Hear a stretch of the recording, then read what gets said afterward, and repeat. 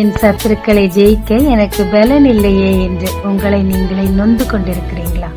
கர்த்தர் என்று உங்களுக்கு சொல்லுவது சங்கீதம் 41:10-11.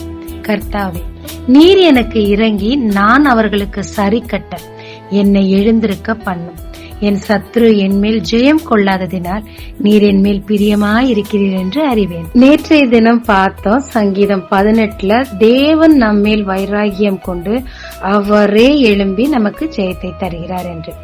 ஆனா அநேக நேரங்கள்ல நம்ம கைகளை யுத்தத்துக்கு அவர் பழக்குவிக்கத்தக்கதாக நம்மை அவர் பலப்படுத்தி நம்மை கொண்டே சத்துருக்களை மேற்கொள்ள வைக்கிறாருங்க. சங்கீதம் 18:1 என் பலனாகிய கர்த்தாவேன் ஒரு டைட்டிலோடைய கர்த்தரை கூப்பிடுறாரு. 32ஆம் வசனத்துல என்னை பலத்தால் இடைக்கட்டி என் வழியை செவ்வைப்படுத்துகிறேன்னு சொல்றாரு.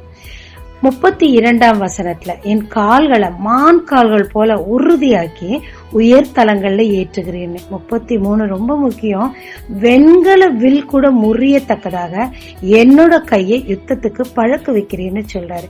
இப்படி பழக்க வைத்து நம்ம மேல் வைராக்கியம் கொண்ட தேவன் நம்மை கொண்டே சத்துருக்களை ஜெயிக்க வைக்கிறாருங்க. இதற்கு 2 காரியங்கள் இங்க சொல்லப்பட்டிருக்கு.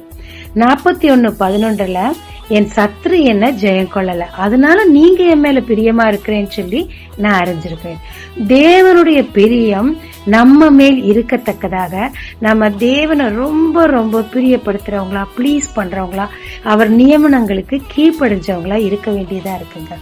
2வது, என்னால முடியாது என்னால ஆகாதுன்னு சொல்லாதபடி அவரிடத்திலிருந்து பலனை நாம் பெற்றுக்கொண்டு அவர் கொடுக்கும் கடினமான பயிற்சியா இருந்தாலும் அதை ஏற்றுக்கொள்ள ஆயத்தமா இருக்கணுங்க. உங்க பலவீனத்துல அவர் பலன் பூரணமாய் விளங்கும். எனவே தேவ வைராகியமும் உங்கள் சத்துருக்களை மேற்கொள்ளும். அவர் உங்களுக்கு கொடுக்கும் பயிற்சி கடினமாயிருந்தாலும் அதை நீங்கள் ஏற்றுக்கொள்ளும் போது உங்கள் மூலமாகவே தேவன் சத்துருக்களை மேற்கொள்ள வைத்து உங்கள் மூலமாக அநேகருக்கு உங்களையே ஒரு ரட்சகராய் மாற்றுவாருங்க. ஜெபிக்கலாமாங்க. உன்னில் பலன் கொள்ளும் மனுஷன் பாக்கியவான் என்று வேதம் சொல்லுகிறது.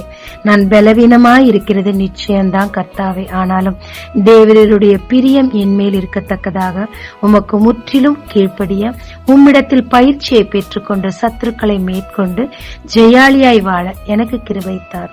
இயேசு மூலம் பிதாவே, ஆமென். இயேசு கிறிஸ்துவின் நாமத்தில் இந்த நாளில் உங்களை ஆசீர்வதிக்கும் ஜீசஸ் விஷன்.